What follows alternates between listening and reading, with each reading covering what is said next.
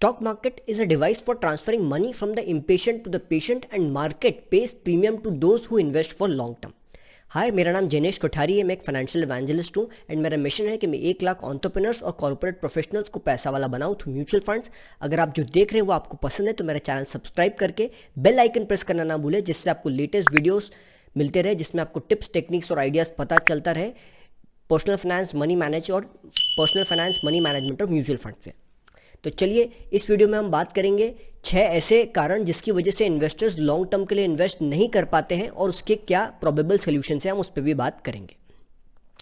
तो चलिए मैं आपको अपनी स्क्रीन शेयर करता हूं। पहला कारण है जिसकी वजह से इन्वेस्टर्स लॉन्ग टर्म के लिए इन्वेस्ट नहीं कर पाते, भले वो म्यूचुअल फंड्स में इन्वेस्ट कर रहे हो या स्टॉक मार्केट में डायरेक्टली कंपनीज में। पहला है investing without proper knowledge and doing risk profiling. आपको जिस भी कंपनी में आप इन्वेस्ट कर रहे हो उसका प्रॉपर नॉलेज होना चाहिए, उसमें प्रॉपर आपने रिसर्च कर रखी होनी चाहिए, उसका मैनेजमेंट कैसा है, उसका क्या ट्रैक रिकॉर्ड है, उसका फंडामेंटल एनालिसिस आपको करना आना चाहिए। तो ये सारी चीज़ें आपको करना आना चाहिए, जिससे कि आप अगर डायरेक्टली इन्वेस्ट कर रहे हैं तो आप उसमें इन्वेस्टेड रह पाए लॉन्ग टर्म के लिए। और आपको आपका रिस्क प्रोफाइलिंग भी करना आना चाहिए। रिस्क प्रोफाइलिंग से मतलब यह है कि आपको ये पता होना चाहिए कि आप कितना रिस्क एपेटाइट कितना आप रिस्क एपेटाइट ले सकते हैं इन्वेस्ट करने के लिए। आप एक मॉडरेट इन्वेस्टर है, कंजर्वेटिव इन्वेस्टर है या एग्रेसिव इन्वेस्टर है। इसके लिए आपको एक सर्टिफाइड फाइनेंशियल प्लानर या फिर एक फाइनेंशियल कंसल्टेंट के साथ बैठ के बातचीत करके ये सब चीज़ें आपको पता चलेगी। और इवन अगर आप म्यूचुअल फंड्स में भी इन्वेस्ट कर रहे हैं तो आपको ये पता होना चाहिए कि मैं किस प्रकार के म्यूचुअल फंड में इन्वेस्ट कर रहा हूँ, इसमें कितने साल मुझे इन्वेस्टेड रहना पड़ेगा जिसमें मुझे अच्छा रिटर्न मिल पाएगा, किस कंपनीज में ये इन्वेस्ट करता है, एंड ऑल अदर थिंग्स। दूसरा रीज़न जिसकी वजह से इन्वेस्टर्स लॉन्ग टर्म के लिए इन्वेस्ट नहीं कर पाते वो है लैक ऑफ पेशेंस। धैर्य न होना ये एक बहुत बड़ा कारण है शेयर मार्केट में पैसा खोने का या फिर पैसा नहीं बनाने का। और अगर आपको शेयर मार्केट से वेल्थ कमानी है, अच्छा पैसा कमाना है, तो आपको मास्टर बनना पड़ेगा अपने इमोशंस को मैनेज करने के टुवर्ड्स। करेक्ट, आपको आपके इमोशंस और अपनी भावनाओं को कंट्रोल करना आना चाहिए। You need to learn how to manage your emotions. Correct. So इसका सिंपल सा तरीका यही है कि आप अपने फाइनेंशियल प्लानर या कंसल्टेंट के साथ बात करें। अगर जब भी आपको ऐसा लगता है कि आप पैनिक में आ रहे हैं, आप पैसा निकालना चाहते हैं या फिर आपने पैसा निकालने का प्लान बना लिया है, करेक्ट, तो आप पहले उनसे बात करें और फिर ही आप कुछ डिसीजन लें इन्वेस्टमेंट निकालने का। तीसरा जो रीज़न मुझे लगता है जिसकी वजह से लॉन्ग टर्म इन्वेस्टिंग पे नहीं हो पाता है focus, understand the risk factors and be mentally prepared for volatility.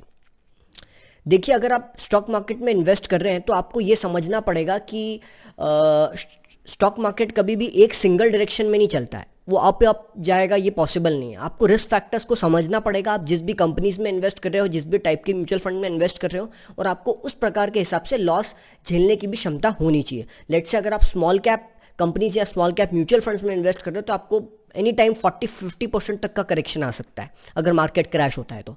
और अगर आप मिड कैप म्यूचुअल फंड्स या मिड कैप कंपनीज में इन्वेस्ट करते हो तो आसानी से 20-40% करेक्शन आ सकता है। लेट्स से लार्ज कैप में भी इन्वेस्ट कर दो तो 10-20% का करेक्शन वहाँ भी आ सकता है अगर मार्केट क्रैश होता है तो आपको इन सब चीज़ों को भी फैक्टर्स को माइंड में बिठा लेना चाहिए इन्वेस्ट करने से पहले ही या फिर इन्वेस्ट करते वक्त ही, जिससे कि आपको शॉक नहीं लगे अगर पैसा आपका डाउन भी होता है तो। करेक्ट, क्योंकि जनरली आदमी पैसा तभी निकालता है जब उसका पैसा कम हो जाता है या फिर पैसा बहुत ज़्यादा बढ़ जाता है, तब भी निकाल लेता है। ऐसा भी होता है क्योंकि उसको लगता है कि अच्छा प्रॉफिट मिल रहा है तो निकाल लेता हूँ। लेकिन वही है, जब हम पैसा निकाल लेते हैं, रिडीम कर लेते हैं, तो हम हमारी जो पावर ऑफ कंपाउंडिंग है उस पावर को तोड़ देते हैं। जो पैसे से पैसा बनाने वाली एक शक्ति है, जो उसकी एक स्नोबॉल इफेक्ट है, जो उसका जो व्हील घूम रहा है पैसे से पैसे बनाने वाला, करेक्ट, वो हम तोड़ देते हैं। वो इन्वेस्टमेंट साइकिल को हम ब्रेक कर देते हैं। तो ये साइकिल ब्रेक नहीं होनी चाहिए आपकी। चौथा जो रीज़न है वो है focus on the big picture and not on micro events. ऐसे कई बार साल में ऐसे इवेंट्स आएंगे जिसकी वजह से मार्केट डाउन चला जाता है। जैसे लेट्स से आरबीआई ने मॉनेटरी पॉलिसी में इंटरेस्ट रेट बढ़ा दिया, घटा दिया, करेक्ट, कुछ पॉलिटिकल इंस्टेबिलिटी हो गई, इंडिया पाकिस्तान या इंडिया चाइना में कुछ ट्रेड वॉर हो गया, बॉर्डर पे कुछ लड़ाई हो गई, करेक्ट, कुछ और पेंडेमिक आ गया जैसे अभी कोरोना वायरस है। तो ये सारे सब माइक्रो इवेंट्स होते हैं जिसका लॉन्ग टर्म पे मार्केट्स पे इंपैक्ट नहीं पड़ता है, और इवन स्टॉक मार्केट की स्पेसिफिक कंपनीज पे भी पड़ता भी है तो केवल शॉर्ट टर्म के लिए पड़ता है। अगर लॉन्ग टर्म में किसी चीज को स्टॉक प्राइसेस ड्राइव कर सकती है तो वो है केवल कंपनीज के प्रॉफिट है, कंपनी की अर्निंग्स। कंपनी के अगर प्रॉफिट्स बढ़ रहे हैं साल दर साल तो डेफिनेटली उसकी स्टॉक प्राइस अप होगी और शूट अप होगी, जिसकी वजह से आपको आपके म्यूचुअल फंड पोर्टफोलियो में भी प्रॉफिट दिखेगा और आपको आपके स्टॉक्स के पोर्टफोलियो में भी प्रॉफिट दिखेगा। पांचवा रीजन जिसकी वजह से इन्वेस्टर्स फोकस नहीं कर पाते लॉन्ग टर्म इन्वेस्टिंग पे, वो है no financial plan in place.